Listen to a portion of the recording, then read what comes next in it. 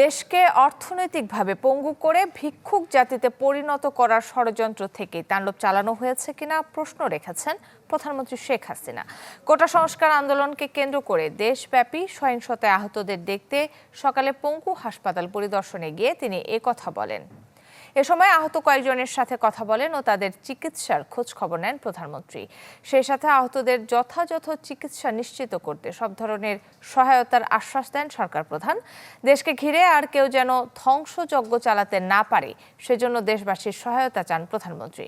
পরে তিনি সহিংসতায় ক্ষতিগ্রস্ত দুর্যোগ অধিদপ্তর ও সেতু ভবন পরিদর্শন করেন।